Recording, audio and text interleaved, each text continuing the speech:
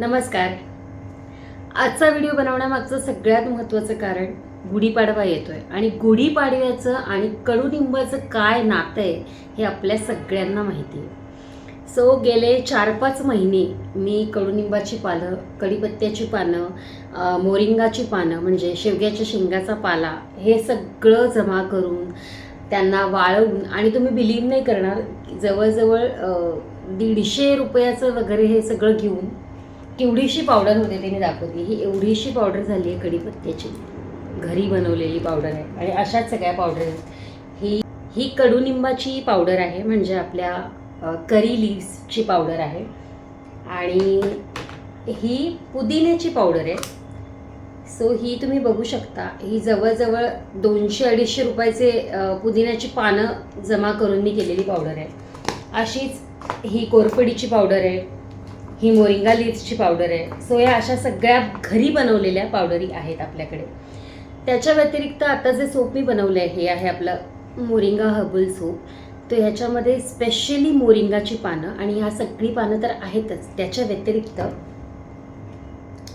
हे आहेत काकडीचे सालं.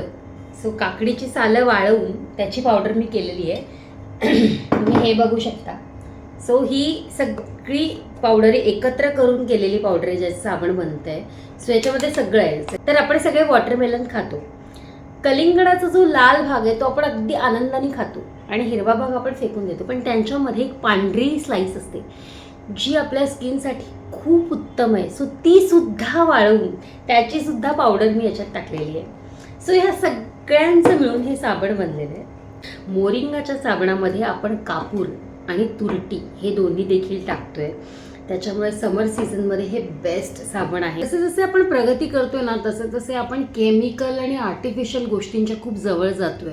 म्हणजे पूर्वीच्या काळी कडुलिंबाची पानं ही बाथरूममध्ये टाकली जायची, त्याने आंघोळ केली जायची जेणेकरून आपल्या अंगाला खाज येणार नाही, गार वाटेल, पिंपल्स येणार नाहीत. सो मला असं वाटतं ना आपण कुठेतरी जुन्या पद्धतींना परत आणलं पाहिजे. आणि गुढीपाडवा हा तर चांगला दिवस आहे, नवीन वर्षाची नवीन सुरुवात आहे.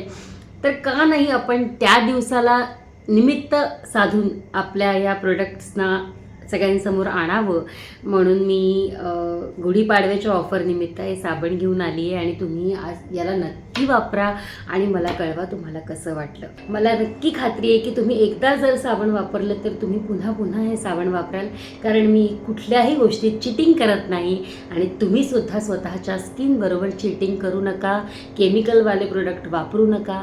लवकरच भेटूयात पुढच्या व्हिडिओमध्ये. तोपर्यंत नवीन वर्षाच्या तुम्हा सगळ्यांना हार्दिक शुभेच्छा. नवीन वर्ष तुम्हा सगळ्यांना खूप चांगलं, समृद्धीचं, भरभराटीचं, निरोगी आरोग्याचं आणि खूप चांगल्या त्वचेचं जावं. कारण जस्ट स्टार्टिंग, ना मिलावट ना सजावट, सिर्फ त्वचा की सेहत.